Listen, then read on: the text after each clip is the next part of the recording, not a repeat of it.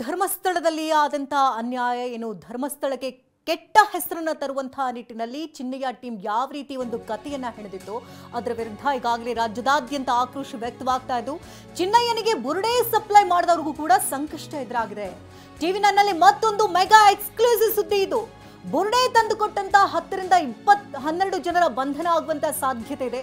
ಚಿನ್ನಯ್ಯ ಹೆಸರು ಹೇಳಿದವರಿಗೂ ಕೂಡ ಬಂಧನ ಭೀತಿ ಹೆಸರು ಈಗ ಶುರುವಾಗಿದೆ, ನಡುಕ ಶುರುವಾಗಿದೆ. ಯಾಕಂದ್ರೆ ಚಿನ್ನಯ್ಯನನ್ನ ವಶಕ್ಕೆ ಪಡಿತಾ ಇದ್ದಂತೆ ಆತನ ಹಿಂದೆ ಇದ್ದಂಥವ್ರಿಗೂ ಕೂಡ ಈಗಾಗಲೇ ನಡುಕ ಶುರುವಾಗಿದೆ.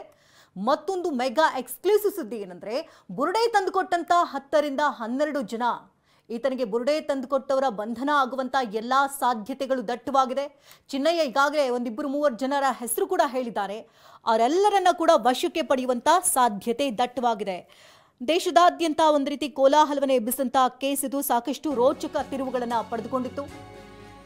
ಬುರುಡೆ ಗ್ಯಾಂಗ್ನ ಮತ್ತೊಂದು ಸ್ಫೋಟಕ ಮಾಹಿತಿ ಬಯಲಾಗಿದೆ. ಧರ್ಮಸ್ಥಳದ ಕಾಡಿನಲ್ಲಿ ತಾವೇ ಬುರುಡೆಯನ್ನ ಹೂತಿಟ್ಟ ಶಂಕೆ. ಧರ್ಮಸ್ಥಳದ ಅರಣ್ಯ ವ್ಯಾಪ್ತಿಯಲ್ಲಿ ಬುರುಡೆ ಷಡ್ಯಂತ್ರ ಇರಬಹುದಾ? ಇಲ್ಲಿ ಬುರುಡೆ ಇದೆ ಅಂತ ಹೇಳಿ ತೋರಿಸೋದಕ್ಕೆ ಚಿನ್ನಯ್ಯಗೆ ಸೂಚನೆಯನ್ನ ಕೊಡಲಾಗಿತ್ತು.